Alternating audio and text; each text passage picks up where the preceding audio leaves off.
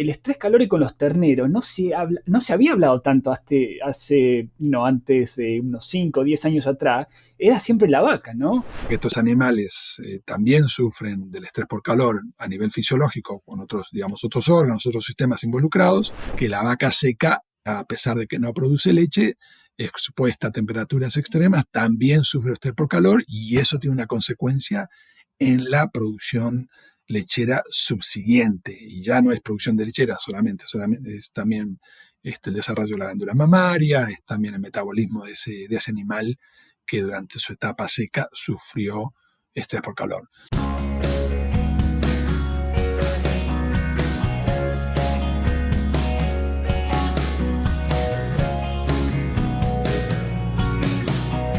Hola a todos, bienvenidos al Dairycast. Mi nombre es Adrián Barragán y voy a ser su anfitrión en el día de hoy. Para los que no me conocen, soy un veterinario extensionista y profesor en la Universidad del Estado de Pensilvania, en Estados Unidos. Trabajo mucho con vaca de leche, especialmente en el área de manejo, transición y reproducción, prevención de enfermedades y también un poco de manejo del empleado. Y bueno, también hacemos algo de trabajo en vaca de carne, pero bueno, principalmente en vaca de leche. En este episodio del Dairycast vamos a estar hablando con Agustín Ríos acerca del estrés por calor y cómo activa el sistema inmune y cómo reduce la productividad en los terneros holandos. Eh, la verdad, un gusto, Agustín, tenerte en el podcast y bueno, sin más preámbulos, te voy a invitar a introducirte, a hablarnos un poquito de tu formación académica, de dónde venís, cuál fue tu camino por esta carrera y bueno, qué estás haciendo ahora. Bueno, gracias Adrián. La verdad que siempre estos caminos son interesantes, así que no lo voy a hacer muy largo porque si no vamos a estar un buen tiempo.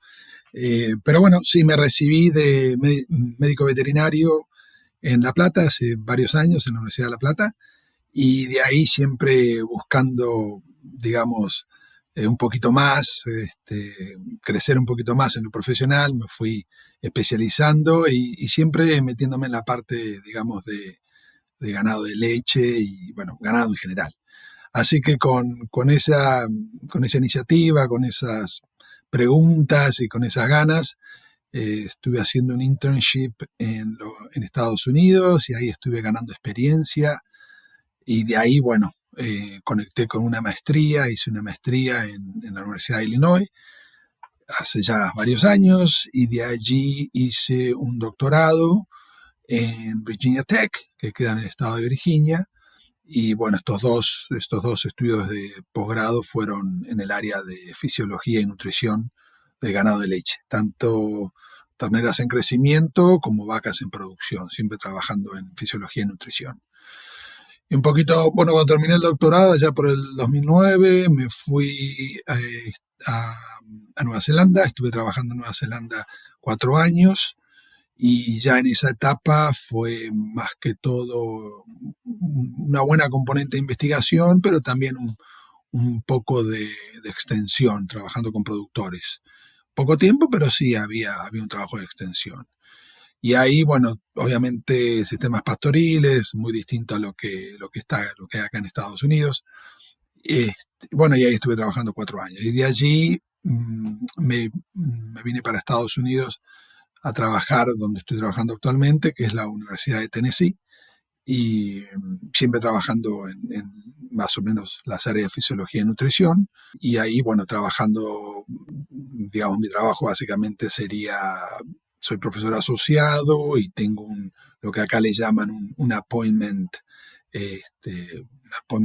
vamos a decirle, mixto, y tiene una componente de teaching que doy clases de nutrición y fisiología y de manejo, y la otra parte es investigación, que es la mayor parte del tiempo. Y bueno, en investigaciones trabajo en áreas de fisiología y nutrición, en ganado lechero, tanto en terneros como en vacas en producción. Y trabajando fundamentalmente en lo que es metabolismo energético, metabolismo proteico, y también trabajando mucho en la parte de estrés, y el modelo que más utilizamos es el modelo de estrés por calor, tanto en terneros en crecimiento como en vacas en producción. Y bueno, tratando de entender un poco lo que sucede en esos animales que están en situación de estrés, en términos productivos, en términos fisiológicos, en términos nutricionales, y tratando de mejorar, digamos, la performance animal, mejorar la productividad y desarrollando intervenciones como para disminuir el impacto del estrés en estos animales. Rumen Yeast es una biotecnología natural de ICC diseñada para impulsar la salud y la productividad de los animales en sistemas de producción desafiantes. El desempeño de Rumen Yeast está respaldado por una tecnología de procesamiento única que resulta en un producto puro que contiene altos niveles de beta-glucanos y mananos indigestibles, además de los metabolitos de levadura. Estos factores combinados promueven la modulación ruminal e intestinal, ayudando a los animales a alcanzar su máximo potencial. Muy interesante. No sabía, Agustín, que te habías graduado en la Universidad de La Plata. Sí, hace muchos años. ¿Vos lo tuviste a Montesino de profesor en Clínica Grandes o? Sí, lo tuve de Montesino en Clínica Grandes. Sí, hacíamos la... Claro, por Montesino estuvo, creo que fue uno de los últimos grados que enseñó, fue ¿cómo es? Mi promoción en el 2010. Bueno, ya fallecido pobre Montesino, que en paz descanse, Sí. pero ya era una eminencia en ese entonces. Sí, él también trabajaba en la Universidad de Salvador, en la Escuela Veterinaria. Claro. Y bueno, es el que nos sacaba siempre a hacer las prácticas de grandes animales y bueno, obviamente muchas anécdotas, mucha experiencia de campo, vamos a decir. Muy buena experiencia también. Muy bien, no, genial. Bueno, muchas gracias por la introducción, Agustín. La verdad, un camino interesante y como decís vos, son tan variados los diferentes caminos que tiene cada uno. Interesante la experiencia en Holanda también, eso me imagino que ha sido una buena experiencia y un manejo totalmente diferente, ¿no? Como decías vos. Sí, en Nueva Zelanda. Nueva Zelanda, disculpa. Sí, totalmente. Un sistema de producción muy distinto, prioridades de investigación también muy distintas a lo que puede haber acá en Estados Unidos o a lo que uno ve en otras partes del mundo, alineadas con los sistemas pastoriles, con los manejos que tienen ellos allá, ¿viste? Ellos tienen una gran parte del rodeo se ordeña una vez al día, cerca del 10% se ordeña una vez al día, y eso tiene beneficios para los productores, beneficios desde el punto de vista de calidad humana, vamos a decirle, por falta de mejores palabras en español. Y bueno, entonces tiene otra realidad, tiene otras prioridades que por ahí en otras partes del mundo no existen, que ellos acá, los que ordeñan generalmente son inmigrantes y el productor quizá no le pone prioridad al tema ese, ¿no? La calidad de vida del producto. Te pago tanto, quieres el trabajo, agárralo, si no, consigue otro trabajo. Así que bueno, las realidades de Nueva Zelanda son muy distintas a lo que puede ser otra parte del mundo y obviamente el ecosistema es único. Bueno, qué sé yo, algo parecido a lo que puede ser Irlanda, pero con temperaturas más altas. Y bueno, y uno a mí siempre me interesó esa área. Y bueno, en un punto cuando estaba la carrera como un sueño, digamos, poder hacer una estadía en Nueva Zelanda y bueno, se me dio, así que la aproveché al máximo y ahí entendés muchas de las cosas que uno lee en los libros y que uno aprende y después decís, bueno, funciona, bueno, pero tiene un ambiente muy particular, con ciertas características. En verano no pasan de 29 grados centígrados. Y bueno, entonces hay pasturas que funcionan muy bien, ¿viste? Porque no pasan de 20. O sea, vos mirás las máximas de temperatura y no hay una que haya pasado 29,5. Entonces, y bueno, después tiene unas características del suelo especiales, llueve todo el año, menos en verano. En fin, es un ambiente muy particular. Quizá parecido a lo que puede ser Irlanda, pero temperaturas mucho más grandes en verano. Así que esos modelos lecheros son únicos. Obviamente son para aprender mucho, pero son únicos. Entonces también son muy interesantes. Claro. Interesante lo que decías acerca de los empleados, porque es como decís vos, no funcionaría acá, pero por ahí un comentario en esa área es que hicimos un estudio acá hace poco en el cual le ofrecíamos a los empleados tomar más días libres, ¿no? Y tener más horas al día libre y los empleados inmigrantes no querían. No querían un poco por la cultura del trabajo, de seguir trabajando, pero también por la necesidad de ganar más dinero y mandar dinero a las familias en los países de hogar, ¿no? Claro. Pero como decís vos, son totalmente diferentes los sistemas desde muchos puntos de vista, ¿no? Sí, sí, sí, sí. Y, y es como te plantea la necesidad de elaborar un nuevo diccionario, porque los términos son totalmente distintos. Entonces tenés que explicar bien a qué te referís con cada una de estas cosas. Yo me acuerdo que cambiando un poco el ángulo, una vez estuvo la visita de Tony Capuco, que era una persona que trabajaba en el USDA, en la parte de fisiología mamaria, glándula mamaria, y un productor le hizo una pregunta y yo me reía porque yo entendía la posición de los dos. Él no entendió la pregunta porque le hablaba del secado natural. Digamos, la traducción sería el secado natural. Y el secado natural, si uno digamos, si hablamos un poquito del tema, no existe en Estados Unidos. No es el concepto de secado natural. No es una vaca se seca y por ahí está produciendo 27, 28, 30 litros y la tenés que secar porque le viene la aparición. En cambio, en Nueva Zelanda se secan solas a veces, porque son animales pequeños que tienen baja producción, por ahí una vaquillona de primera lactancia, y por ahí al final de la lactancia te está dando 5 litros, 4 litros, 8 litros y deja de producir. Entonces este técnico trataba de interpretar y yo me reía, estaba sentado en la mesa y me decía, no la vas a agarrar nunca. Secado natural. Y bueno, nada, pero de vuelta, son esos temas, viste, que tenés que definir muchos conceptos o redefinir conceptos porque se pierden en la traducción, incluso hablando en inglés. Pérdidas embrionarias o baja preñez. Antes de cambiar el protocolo, entiende las causas. El doctor Julián Bartolomé te lo explica en el curso Manejo reproductivo en vacas lecheras, desde el preparto a la preñez. Entra a campusbovino.com. Netius, la ciencia al alcance de todos.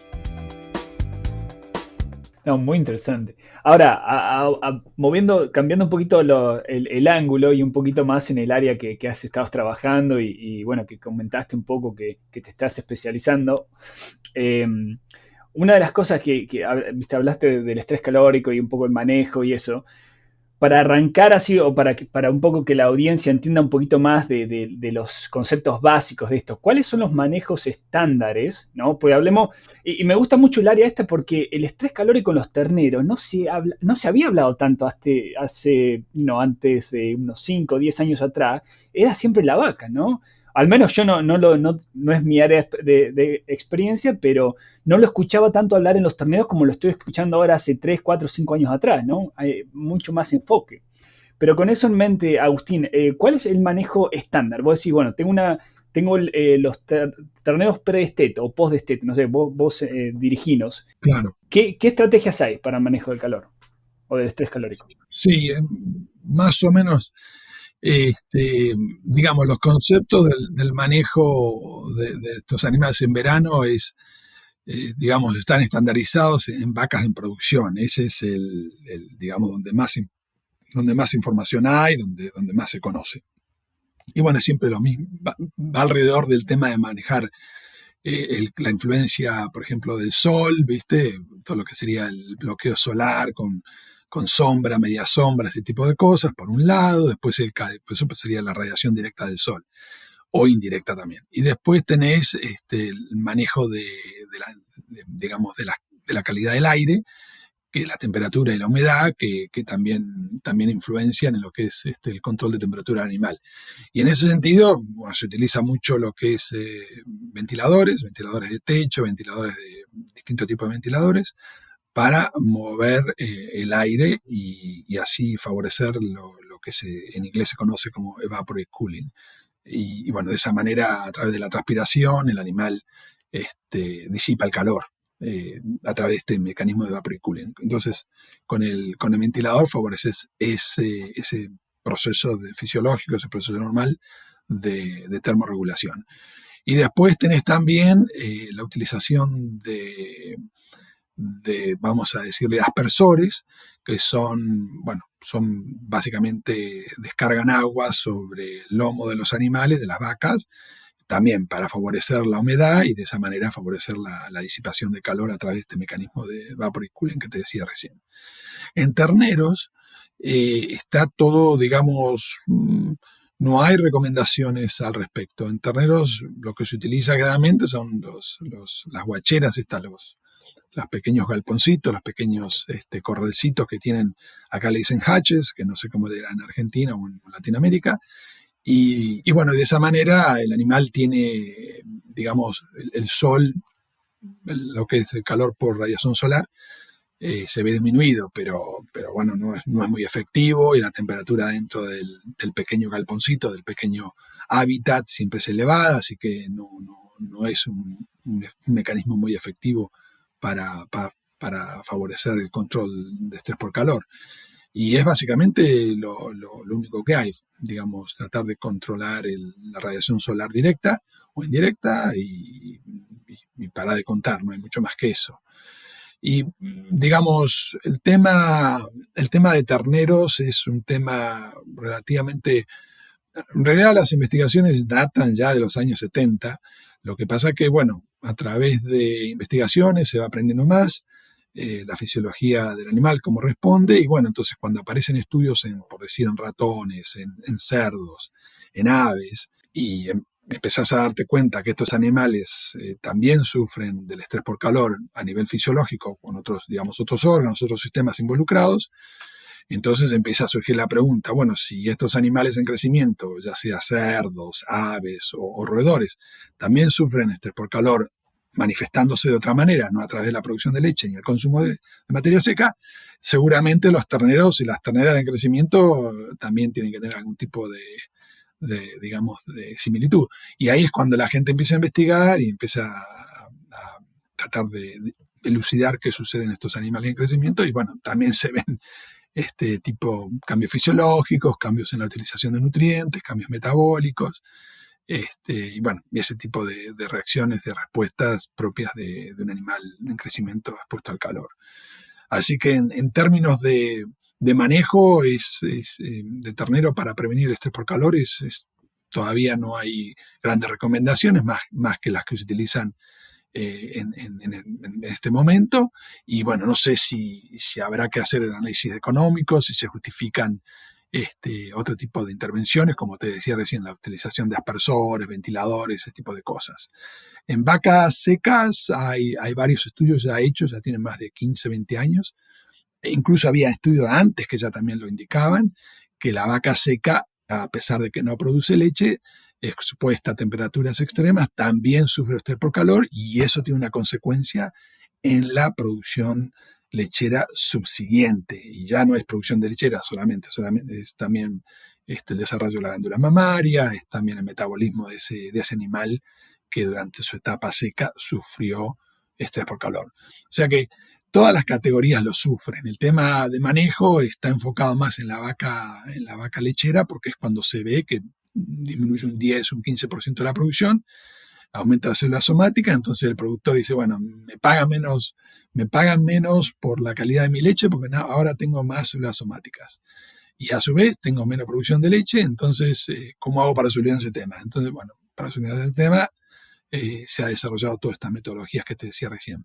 En cambio, el terreno de crecimiento gana 400, 500 gramos, más o menos está ahí, no convierte muy bien, pero no ponen todo su esfuerzo en ese animal porque no les significa un problema inmediato. Sería más un problema a largo plazo. En Best Partners Academy by ADM, reunimos la experiencia del campo, la innovación y la capacitación continua para que tomes decisiones más seguras y efectivas. Capacítate a tu ritmo, desde donde estés, y lleva tu producción al siguiente nivel. Claro, es un costo, el de la vaca es un costo más tangible, más inmediato, ¿no? Que eso es lo que nos pasa con todos los aspectos, especialmente cuando uno da estas charlas educacionales a productores, cuando uno no ve el costo inmediato y es un costo a largo plazo, como decís vos, Agustín, hay como más reluctance o la gente es un poquito más evasiva, ¿no? A invertir o a utilizar, ¿cómo es? A mejorar el manejo, ¿no? Interesante, sí, los estudios que decías de la vaca seca, claro, los del doctor Dole, ¿no? De la Universidad de Florida. Hay varios estudios, sí, él hizo varios, y Jimena también, Jimena Laporta en Wisconsin. Oh, sí, Jimena. también hizo varios, pero incluso hay estudios antes de los años 70 y 80 que también iban en este sentido. Lo que pasa es que no había nadie que de los 80 al año 2000 empezó a hacer esto. Él cuando se muda a Florida, retomó esa línea de trabajo, pero había estudios de antes. Lo que pasa es que, bueno, también la genética de esas vacas de los años 80 es totalmente distinta a las vacas de hoy. Entonces, también muchos de estos procesos fisiológicos son diferentes o tienen características diferentes a lo que eran hace 30, 40 años. Por ejemplo, un ejemplo clásico que puede ser la suplementación con colina o otras vitaminas B, de grupo B. Antiguamente no se necesitaban porque eran animales que no tienen demanda por eso. Ahora, con el metabolismo que tienen estos animales y la alta producción, empiezan a haber necesidades nutricionales que antes no existían. No, tal cual, tal cual. Interesante lo que decís de que nada más para los terneros, lo único que tenemos, o lo más común es, bueno, en Argentina creo que se dice casitas, los haches, las casitas para la sombra nada más. Vos, ¿cuál es en base al conocimiento que tenés en el tema y en la industria, vos como ves a futuro que se van a empezar a implementar ventiladores o aspersores en los terneros también, en base a lo que estás viendo en tu investigación y, por ejemplo, la de Jimena? Porque Jimena también trabaja bastante con los terneros, ¿no? Claro. Ella ha hecho algunos estudios en ese tema también y ha utilizado modelos experimentales con ventilación y ese tipo de cosas en estas pequeñas casitas que describías. Yo no creo que, me parece un poco difícil, ¿no?, saber lo que va a pasar. Pero me parece que el tema que vos comentabas, la inmediatez del productor, lo hace difícil de que uno pueda llegar a decirle, mira, hay que hacer una modificación del medio ambiente para favorecer la disipación del calor con ventilación y aspersores y demás. Me parece que eso va a ser un tema difícil de venderle a un productor. Capaz que algún productor de estos progresistas, ¿viste?, estos productores de punta que siempre están tratando de afinar el lápiz, por ahí alguno de esos los convences. Pero la gran mayoría va a ser, no creo que vaya por ahí el tema, ¿no? De todas maneras, hay otras alternativas que por ahí quizás son menos efectivas, un poquito menos efectivas, hay que seguir estudiándolas, que pueden llegar a mitigar esos efectos negativos en la fisiología animal. Por ejemplo, hay aditivos de la dieta que se pueden incorporar y de alguna manera disminuir el impacto del estrés por calor, digamos, los efectos secundarios que tiene el estrés por calor en la productividad animal. Nosotros hemos hecho algunas investigaciones con, digamos, lo que sería en términos generales un prebiótico, y bueno, y se le da de comer, se le pone en la dieta este prebiótico y básicamente son extractos de levaduras o extractos de hongos, o incluso también sí, creo que también hay probióticos que se pueden utilizar, que ya son microorganismos vivos y que, digamos, mejoran la flora intestinal, mejoran la producción de metabolitos benéficos que producen la flora intestinal, y de esa manera combaten un poco los efectos secundarios del estrés por calor. Y el resultado final es un animal que tiene una mejor performance, que tiene una mejor conversión, una mejor productividad, una mejor tasa de crecimiento. No llega a ser lo mismo que un animal en condiciones normales, pero sí un animal, comparado con un animal expuesto a estrés por calor sin ningún tipo de intervención. Y quizá una intervención nutricional siempre es más factible porque es un aditivo que le pones en el starter, en el pellet, o se lo puedes poner en la leche que consume el animal. Entonces, es más, a nivel manejo es más fácil. Me sacaste la pregunta de la boca. Justo te iba a dirigir a esa parte. Buenísimo que arrancaste un poco a hablar de la investigación, porque me habías mandado un par de artículos que los leí, la verdad, muy interesante.